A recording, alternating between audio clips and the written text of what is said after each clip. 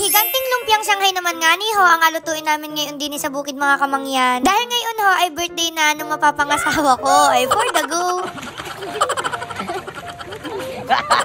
So yun na nga ni mga kamangyan, dahil nga ni may birthday yan na naman din sa amin, ay syempre maganda tayo kahit papaano. Huy! Ngayon nga ni ang alutuin namin ay yung carbonara at saka nga ni yung higanting lumpiang Shanghai. Syempre para maiba naman. Gawa nga ni kapag nagaluto kami din ng lumpiang Shanghai, lagi na lang kaming nabibitin. O ay kako din ay higanti na. Abay, dapat ay hindi na mabitin. Talaga ay sobra-sobra na. Aray, ang dami ko pa nga rin nung nababasa sa comment section kung sino daw si Kuya Julius na inabanggit ko, gayaan. At alam nyo gaho, madalas talaga napapagkamalan kaming magkapatid. Gawa ng mas kamukha ko pa yun kaysa sa mga tunay kong kapatid. At dahil dyan, feeling ko kailangan ko na itakul yung mga tunay kong kapatid. Hoy, hindi gayon. Bad yun. Para sa mga hindi nakakaalam diyan mga kamangyan, aring si Julius, siya na talaga yung nag-aintindi ng lahat-lahat. O, lahat-lahat. Dati ko kasi mga kamangyan, nag-aiyak na talaga ako kasi nga ni, gustong-gusto ko talaga yung nagagawa ng content, naga-video-video. Kaso nga nila, wala akong makasama. Talaga yung si tatay, sobrang busy nun, lalo na't konsehal siya nung mga panahon na yon. Tapos so, si Julina at saka si Kim napasok pa sa school. Eh, syempre, kailangan ko talaga ng isa sa kanila ay may makakasama. Gawa nga ni na kailangan ko ng taga-video. Syempre, hindi naman natin afford na kumuha-kuha dyan ng videographer. Huy! Kasi na kuya, nasa Marikina nagkatrabaho nun, si nanay, nag-intindi sa gawaing bahay. Ay, bago ko kami makapag-video, ay kailangan talaga ay magtugma yung aming mga oras. May pagayon. Tapos yung content pa namin nun, sobrang hirap. Talaga mapunta pa kami sa malayong lugar. Kailangan pa namin kumausap ng tao. Tapos maghahuli kami ng ganito, ganyan. Grabe naman magkahirap-hirap. Ay, ako nga ni gusto ko talaga gumawa ng video kasi nga ni marami napapasaya nun. Tapos kapag wala akong video, ang dami nag-message, kailang kaga-upload, ganyan. So, medyo nakaka-pressure.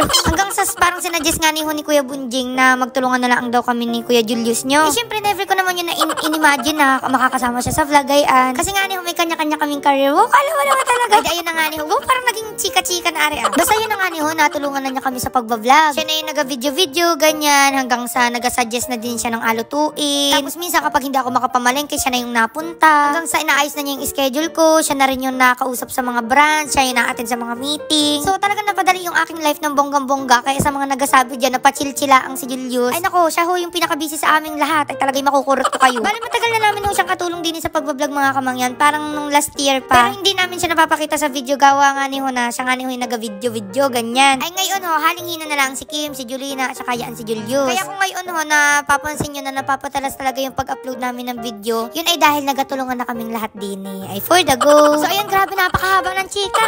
Balik na tayo din mga kamangyan. Ari nga ni yung nagawa namin na higanting lumpiang Shanghai. At ari ay aprituhin na. Bali yung ginawa pala namin din mga kamangyan ay niluto muna namin yung mga giniling na karne. Yung as in talagang alagay doon sa pinakang loob na ring lumpiang Shanghai. Gawa nga ni na yung wrapper na rin, idigay medyo mabilis-bilis talagang maprito, maluto. Ay baka baga mamaya hindi maluto yung nasa pinakang loob. Kaya ngayon ang agawin na lang dyan, pa-brown-brownin yung pinakang labas, yung pinakang wrapper. Tapos yun, ready na. Grabe, napaka-uwi. Tabang nahintay nga ni na maluto yun mga kamangyan. Ngayon naman ay magaluto kami na rin nga ni carbonara. Ay didini sa tulyasin na may tubig, naglagay lang ng asin, tapos ng konting mantika. Saka nilagay na diyan, ari nga ni pasta. Bari yung pasta din ni mga kamangyan, nabili ko lang yun sa online. Yung medyo maninipis-nipis baga. At habang hinahintay nga ni na lumambot yung pasta mga kamangyan, ay di aring si birthday boy. Wow, birthday boy! Ayan. Kako nga ni siya na yung mag-intindi ng pinakang sauce. Gawa nga ni na siya naman yung pinaka-expert diyan. Ay, sana all. Bali nung natunaw na nga ni yung butter mga kamangyan, nagisa nga ni lang siya dyan ng bawang at saka sibuyas. Pero nun ay dinilagay na niya dyan yun nga ni yung ginayat-gayat na mushroom na nasa dilata. Maya-maya naglagay na siya dyan ng paminta, tapos arihong all-purpose cream. May pa all-purpose cream. Tapos syempre hindi mawawala yung gatas. So naglagay na siya dyan ng condensed, tapos yung iba. Syempre mga kamangyan, ay carbonara. Kailangan talaga ay gatas na gatas yung itsura, tapos creamy. Wow, creamy. Dati kasi ayaw na ayaw talaga namin na makain ng carbonara. Gawa ng para bagang nakakasuya, gayaan. Hanggang sa pinagluto nga kami niyan ni Kuya Julius nyo. Tapos yun, nasarapan na kami. Huy! Ang naging may favorite na dyan si Julina at saka si Kim. Lagi na lang nag-request na pagluto sila ng carbonara. Ang masama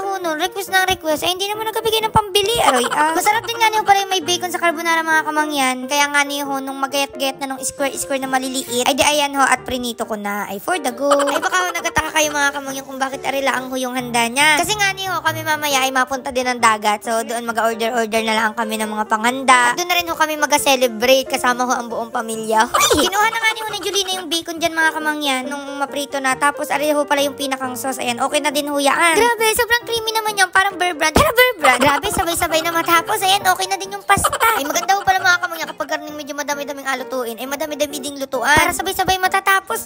Abay, kahit ilang putahe pa yan, parang sa loob ng isang oras tapos na. Hala, napaka-uwi. So, okay na nga niyo mga kamangyan. Ayan, pinagsama ko lang ang huyaan. Tapos, ayan, mekos-mekos na yan ni Insan. Hala, sabi ko pa nga niyo, para mas magandang tingnan, ay ilagay na lang namin doon sa bilao. Gawa ng meron naman dito nung maliit. Yung para bagang nabibili sa mga restaurant. Nung okay na nga niyo, siya kanilagay diyan yung mga bacon.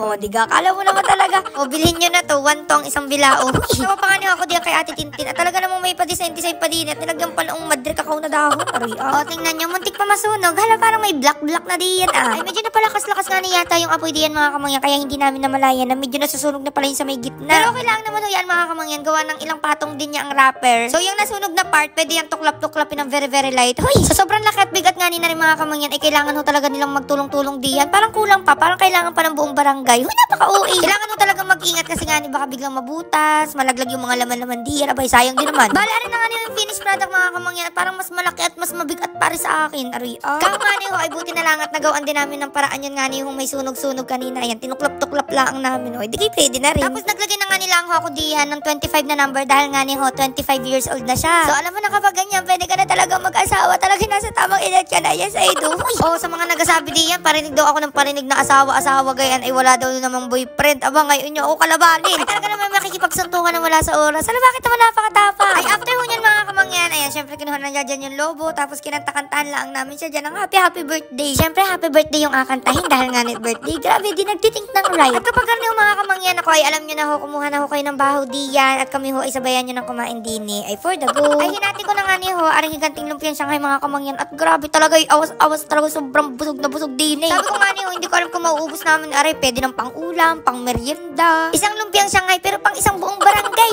Bali, nakasanayan na kasi namin mga kamangyan na nag-celebrate nga niyo din sa aming munting bahay kubo. Kaya nga niyo, sabi ko kahit may mga apuntahan kami na lugar na doon mag-celebrate, dapat mag-celebrate din muna kami din sa kubo kahit simple laang. Kasi feeling ko hindi kompleto kapag hindi kami dito nag-celebrate. Hala, napaka-uwi. Tapos alam niyo mga kamangyan, biglaan lang din yung plano namin na magaliguan nga niyo sa dagat na overnight pa. At sobrang nakaka-excite dahil nga niyo first time namin yung talagang mag-overnight baga doon sa tabing dagat, yung maririnig mo yung alon. At sobrang nakaka-excite din kasi mas makakapag-banding kami, mas makakapagkwentuhan. At syempre may mga alak-alak pa diyan, talagang tagay-tagay na naman sina paring June. Baling apuntahan na pala namin dagat mga kamangyan ay dun sa kabilang bayan lamang. So medyo malayo-layo ng konti din sa amin. At talaga kung bilib na ako kung alin pa yung mga biglaan talagang plano, yun yung natutuloy. Dahil napakarami namin plano nung nakaraan na ganito ganyan, mapunta sa ganyan, mag-impake na. Hindi naman natutuloy. Salamat! Ay, after nga namin kumain mga kamangyan, ayan, nagpahinga lang ako kami ng kaunti. Tapos nag-intindi na rin ng mga adalin namin papunta doon sa dagat. Ay, for the go. Ay, hapon na nga yung mga kamangyan nung makarating kami din at talaga naman tingnan yung si paring June, ang inuna agad ay yung kanyang pampulutan. Dahil pagkarating din pala namin din yung mga kamangyan, nagpicture-picture lang kami ng kaunti dahil nga niyo medyo maliwanag pa. Gawa lang medyo madilim na rin. Tapos ayan, kinantahan ulit namin siya. Talaga para ma-feel mo na birthday mo talaga. Kasi mga kamangyan, yan talaga si Julio. Super grateful niyan. Naks naman. Kapag mga ganitong birthday, okay lang sa kanya kahit hindi na maganda ng sobrang dami. Lagi niya inasabi na okay lang kahit wala ng handa kasi masaya na siya sa buhay niya. Gayon. Siyempre kami dahil love na love namin siya. Hindi kami mapayag ng gayon-gayon na lang. Kasi siyempre, isang beses lang din naman sa isang taon. Kaya naganda kami ng simpleng sorpresa para sa kanya. Oh, alam mo sariling sound effect. Pare.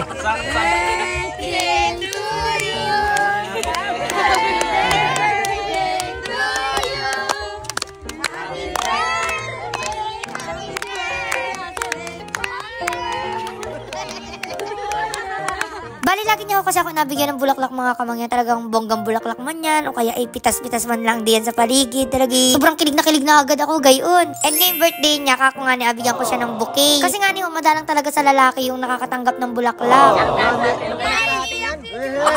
Hindi pa tayo. So ayun kay Julius, happy birthday. Huy, deserve mo lahat ng blessings na meron ka ngayon, lahat ng mga achievements. Lagi nasabi ng mga tao, swerte mo kay kamangyan, ganito ganyan. Pero sa tunay ako talaga yung swerte sa kanya. Lahat ng inahanap ng isang babae sa isang lalaki nasa kanya na. Mabuting partner, may respeto sa mga magulang ko, marunong makisama sa mga kapatid ko, maaasahan sa lahat ng bagay, pagluluto man niya, paglalaba, lahat na. Andyan siya nung sobrang down na down ako sa buhay. Kaya alam ko na sobrang pure nung intensyon, nung love na meron siya sa akin. At hindi lang ako yung love niya, talaga yung buong family namin. Kaya yung family namin, love na love din siya. Parang mas love pa nga siya ni nanay kaysa sa akin. Huy! Dahil din sa kanya, mas lumalim yung relasyon namin kay Lord. Kasi sa tunay niya mga kamangyan, magapari talaga kasi siya. Medyo napikot ko lang talaga kaya nandito siya sa akin ngayon. Hala, sorry Lord. Bala yan na nga niyo mga kamangyan, kinabukasan, maaga nga niyo kami nagligo din sa dagat dahil nga niyo, kukunti pa yung tao, tapos hindi pa gaanong mainit. Pero ayun nga niyo mga kamangyan, grabe, sobrang nag-enjoy talaga kami din lalo na kagabi. Hindi lang kami makakapagpakita ng video dahil nga ni puro inuman. Pero ayun, grabe yung kwentuhan, yung banding, lasing na lasing yung mga kalalakihan din eh. Lagi-lagi din naman kami magkakasama mga kamangyan, pero syempre kapag mga garnibagang nakakalabas-labas ng hawan, iba pa rin talaga yung banding na nabubuo. Iba pa rin yung saya, iba pa rin yung memories.